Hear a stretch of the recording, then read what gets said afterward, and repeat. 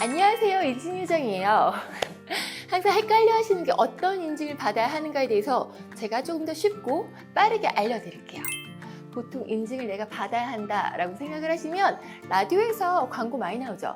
인증 검색을 하면 뭐 1381에다가 연락을 해서 물어보시거나 아니면 보통 국가시험소에다가 전화해서 이 제품 인증 뭐 받아요? 막 이렇게 물어보시는 경우들이 좀 많으세요. 이런 방식으로 문의를 했을 때 정보가 좀 정확했으면 좋겠는데 실제로 좀 정보는 전혀 정확하지 않을 때가 좀 많아요. 왜 안 맞냐? 내 제품이 예를 들어서 안전 확인도 받아야 되고 에너지 효율도 받아야 되고 또 전자파 적합도 받아야 되고 전자파 적합에서도 무선 인증을 받아야 되는 경우가 있는데 그래서 담당하시는 분들은 안전이 전공이라서 안전 확인만 좀 알려드리거나 전자파 전문가셔서 전자파 적합만 좀 알려주시는 경우들이 있어요. 근데 이런 경우가 사실 어떤 문제가 생기느냐 라고 하면 대표님들께서 안내 받았을 때 진짜로 딱 그것만 하면 되는지 아시는 거예요.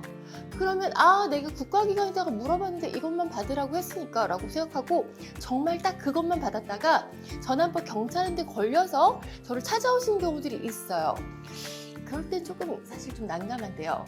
왜냐하면 기관에서 조금만 더 신경을 써줬으면 대표님 제품은 뭐 받아야 돼요 라고 정확하게 정보를 좀 드리면 될 텐데 그게 사실상 좀 어렵기 때문이에요.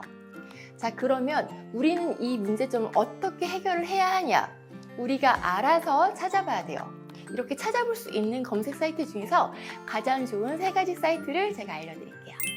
첫 번째는 국립전파원이에요. 홈페이지 업무 안내 탭이 있는데요. 적합성 평가 현황을 검색하실 수가 있어요. 거기를 클릭하면 간단한 페이지가 하나 나오는데 방법이 무척 간단합니다. 예를 들어서 내 제품이 가습기다.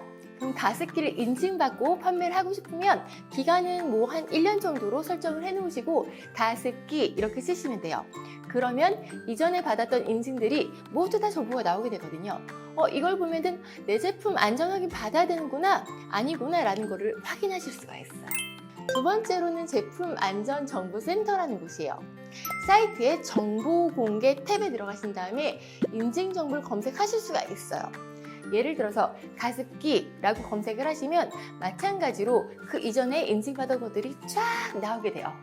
클릭하셔서 참고하시면 제조사나 모델명을 일일이 검색하지 않아도 쉽게 정보를 찾을 수가 있어요.